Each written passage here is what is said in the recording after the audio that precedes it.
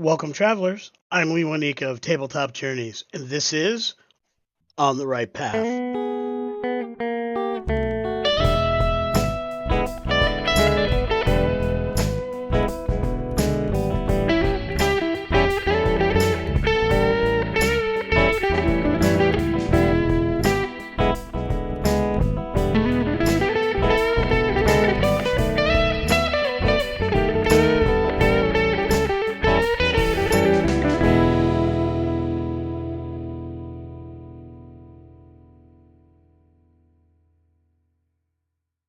Hey, everyone. Lewanika back again, here to chat with you about some good old fashioned gaming stuff. Have a lot going on in the gaming world for me personally, for Tabletop Journeys as a whole. Heck, we're 2024 shaping up to be a really, really busy gaming year anyway, with all the new games that are coming out. And we'll be sure to be talking about that between this vlog and Tabletop Journeys. So there's a lot coming up. And well, let's get started with why we're here today. You know, I wanted to talk about minions. I mentioned it in a recent vlog that I did, and as part of that, how do I make a starter adventure with goblins interesting? So I had some suggestions that leaned heavily on the concept of minions. That video was more about making that adventure exciting, so I didn't spend a lot of time talking about how I actually use minions. I just kind of threw the term out there to kind of explain that's what I wanted to do. But I didn't feel good about just leaving it there. In fact, I even promised I'd be doing this video here. So here we go. I want to talk about what I consider minion rules to be, or how I use minion rules in my home games, in games that I run for Tabletop Journeys. And along those ways, we're going to touch on a few different points, but I did want to talk about my thought process here. Minion rules are all over the tabletop industry. All the big content creators, third, AAA and AA content creation companies talk about minions and how to use them and the way they work or the way they use them. And all those rules are kind of really good for very specific things, or certainly the way they describe them. Big fan of what Matt Colville and James Introcaso are doing over there at MCDM. In fact, I think I probably lean most heavily on their work as far as how I do it, but I don't do it exactly the same way. I do it a little bit differently in my games than that. Fourth edition at D&D had minion rules. Basically one hit and they're down kind of rules, and that made a lot of sense for fourth edition. But again, while I appreciate what they did and I love the germ of an idea that they stirred in my brain, quite honestly, I don't really dig too deeply into that way of doing it either. Anybody who kind of watches this video or has played at my table will tell you my minion rules are reminiscent of those other systems much more than they are representative of those other systems. They are minion rules, and some of the basic concepts are there, but I do work them slightly differently, and there's actually a good reason. I've talked about it on the show. I believe I may have even mentioned it here a little bit, but I'm a person who loves the DM. I love to do really cool and exciting things, but I'm not great at the record keeping. I think part of that is some of the neurodivergent pieces of my brain and the way I work. It's hard for me to focus on those paperwork details and those little details and tracking this and tracking that in the flow of a game or in the flow of combat encounter. What happens for me is if I get too much into the weeds on that stuff, the combat feels flat. I will hyper focus on the little details and checking this box and checking that box and making sure my math is correct. And none of that is fun for me. None of that is fun for the players. None of that's exciting at the table. So my rules are really formulated on the basis of what's the easiest way for me to make this fun and exciting. Kind of how I do it. Call it what you will. So the things we're going to talk about today are going to be the purpose of my minion rules, the concept behind my minion rules, because I get a little more detail there, the mechanics of how I do minion rules, and how I express minion rules tier by tier as characters advance. Because as characters advance, you know what I like to do? I like to raise the stakes. And that's what we're going to do here today. We're going to get through all of this. We're going to go through it. We're going to have a good time, talk about some cool things. So, without any further ado, let's get into it. The concept, you know, almost every minion system out there starts with a stat block. Lots of different rules, lots of different mechanisms, but at the end of the day, just start with a stat block. For my purposes, doesn't matter what the stat block is. I pick that stat block. That's the basis of my minions. You'll find that I will use things like giant bee drones for me. That's what I'll call minions, right? There'll be a queen bee, which is the boss adversary, and then you've got drones that are there. They might be footmen to a boss knight or captain of the guard. They may be a pack of hyenas with one alpha and minion hyenas. A lot of this is really dependent on some narrative things as well as some mechanical what players you have at the table things. The idea here is to take an enemy that would normally attack in large numbers and make the bulk of those numbers minions, because you can't put large numbers of appropriately leveled CRs in a conflict with a limited number of players. Doesn't work. So you got to find a way to do this a little differently, and that's the concept here. The mechanics. So this is where it gets a little picky and a little detaily. So I'm going to try to kind of go through this as evenly as possible. If you have questions, don't hesitate to ask. Ask those in the comments. Hit us up on our Facebook group, or heck, you can always send us an email. We're happy to kind of address those questions. But essentially, the mechanics work like this. When it comes to CR calculations, I just generally assume 2 minions count for 1 creature of the normal CR. So if you're dealing with CR1 creatures, that's your base creature. If I'm changing a base creature into a minion, most likely I'm going to say 2 minions equal 1 CR. Then I construct my encounter. For larger parties, regardless of that calculation rule, even if that's how I set the CR of the entire encounter, if I've got a really large party, I will always add 1 minion per player on top of what the normal encounter has. The idea is, if you have a large party, they can do a lot of things, even in tier 1 play. They will breeze through a lot of combats if you're dealing with a large party. A lot of my tables tend to be 5, 6, or even more in some cases. So because I deal with larger parties, I use minions to kind of fill that in without creating a potential TPK situation if that's not what the adventure or the scenario calls for. Attacks. I never let my minions attack at advantage, even if they are using various stat blocks, kobolds with pack tactics, things like that. I just don't do that. Because I am putting a lot of extra things on the table. I want to make my combats easier, faster. I also don't want to create that overwhelming and immediate TPK situation. So I never roll minions at advantage. My personal way of doing it. Other DMs can do their own thing, but that's just the way I do it. The other thing is minions, I always use static damage. The idea is make this fast, make this clean. I know many of the minions will be 4, roll a d6 plus 2 or whatever. Nope, 4 is good. Done. Not even playing. I'm just going to go with that, call it good. That's basically the attack process. When it comes to hits, it's pretty simple. At tier 1, any successful hit on a minion takes them out. I will let the players roll damage because I don't always telegraph that I'm using minions.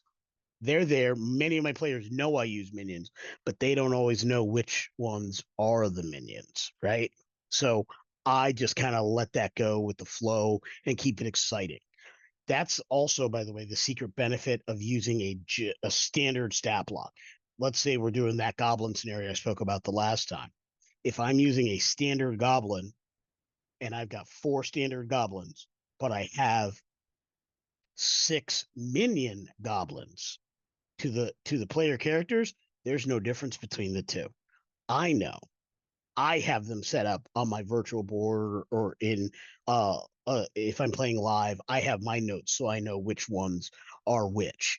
But the idea is the players don't. So they might hit one goblin over here and they might have to take him out for all of his hit points. It may have to be 2 or 3 hits, depending on how much damage they roll. But that minion goblin that I know about, that they don't know about, that one's going down in one hit, no matter what. That goes down. One of the ways narratively you handle that is you just let people know that these goblins have been at it before. Maybe as the players were looking in, you see some goblins slapping around some other goblins. Give them a reason to think some may or may not be weaker than others. Nobody has solid hit points. Some people are just not as healthy as others. Happens all the time. When it comes to mechanics, the last piece I'm going to talk about is tactics because I'm a narrative storyteller. I love a tactical encounter. I love handling my adversaries in a tactical manner. And by that, I don't mean every minion is playing chess. Some minions only play checkers. Some minions only play, rummy. Whatever the case may be, some minions don't have great tactics, but the idea is you as a GM have to know what the tactics of the adversaries you're putting on the table are. So for me, generally speaking, minions follow orders. They will often stop everything, however, if their leader is in jeopardy. Boss falls down, but he's not dead. The minions will rally to that boss at their own peril in some cases, or certainly disengage from where they are so they can get to the boss and protect the boss. That's how a lot of minions I work are. Now, narratively speaking, some stat blocks may not do that, but that's a good general rule. Now, the other thing that's very important is minions flee. They're not in this for love of the game. They're not in this to the last breath. If you're talking about humanoid minions, guards, even bandits, they have families. You know, even a gang of cut purse thieves. Why are they going to die for 6 gold in a coin purse? That's not likely to happen. There are factions, there are narrative reasons, while sometimes encounters and sometimes minions, cultists come to mind, where they may sacrifice everything for the cause, but not everyone. So make sure as a GM you're kind of keeping that in the back of your head so you know who's going to flee when things turn bad, when a boss falls down, when their numbers get halved, when that individual minion is looking just in a bad position. Disengage and run. That gives the players a lot of interesting things. If a bunch of minions start fleeing, what do the players want to do? Do they want to capture them? Do they want to leave them? Are they trying? What's happening in the story? What are they going to do about this now changing dynamic situation? Tier by tier play. Now, this is what I love about my minion system, and it's not something I see very often, right? The idea is minions kind of do this thing, they're easy, they're one hits or what have you. But I never thought that was too enjoyable once you get into higher tiers of play. Tier 2, early tier 2, maybe, most likely not by high tier 2. It's certainly not in tier 3 and absolutely not in tier 4. But why shouldn't there be minions? Why shouldn't it be somewhat epic for heroes to face villains and their minions at these higher levels? You know, a party can go against a bunch of higher end folks, but maybe at that epic level or at that superior level, that tier 4 level, they need to have some people to wade through also. I'm thinking of Endgame. The Avengers fought a whole bunch of folks who on Thanos' side who caused some consternation. They weren't easy, but they weren't Thanos either, right? So there was that dynamic, and that's what we're going for here. My rules are pretty simple. It's At tier 2, just add 1 to the AC of any of the minions. Regardless of that CR calculation, I am often using 2 minions per player as a rule. 2 hits take out minions at tier 2. Not 1, 2 hits. And add a +1 to every attack and every saving throw roll for the minions when you're in tier 2. Tier 3, add a +2 to their AC.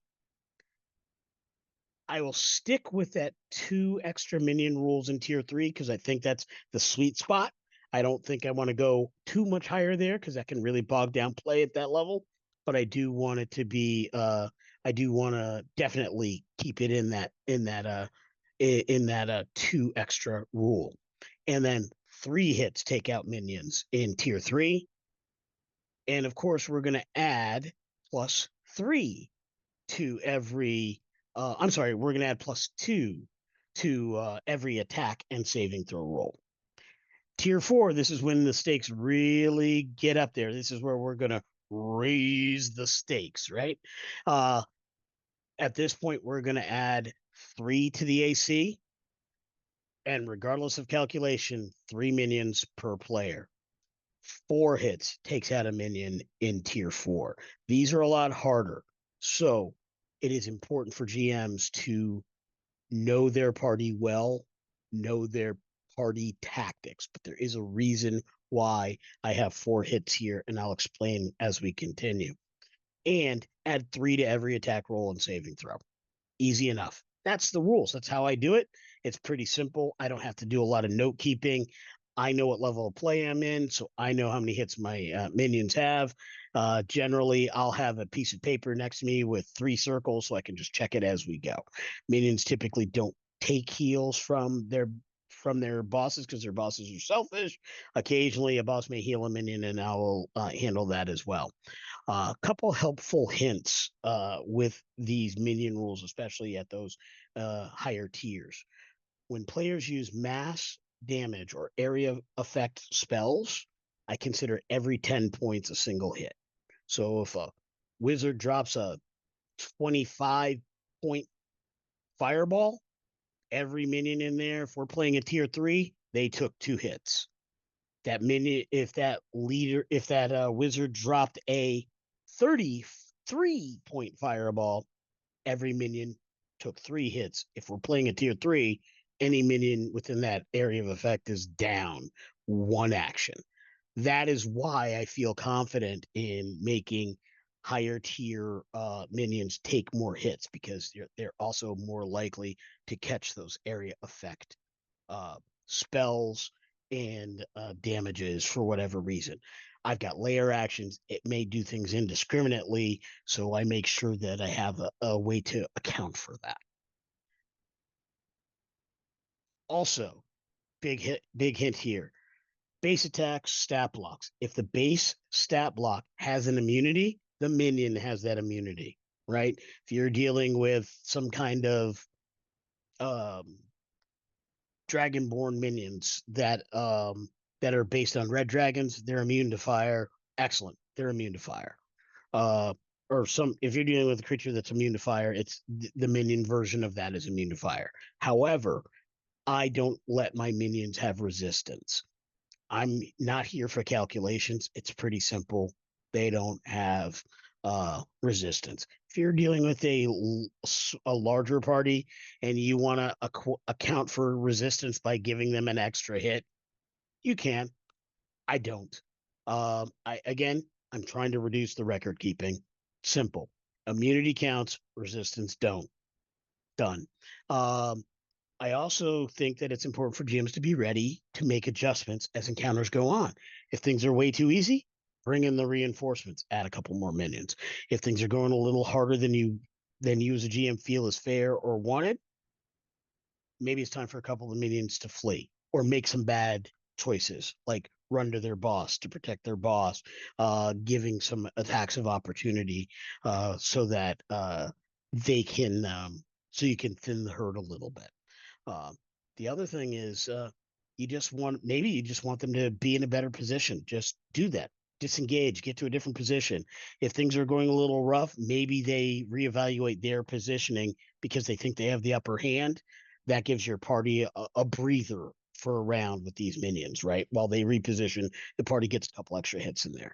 As a GM, you can dial that up or down within your combat to be dynamic and keep it fun, keep it tense, but not overwhelming, not soul crushing for your players.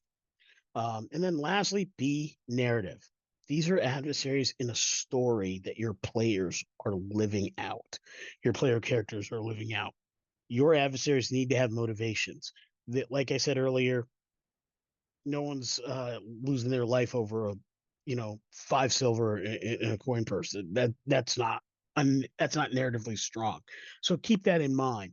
Make sure whatever minions you're using do what that creature type or that character type would. Animals, beasts, they don't fight to the death.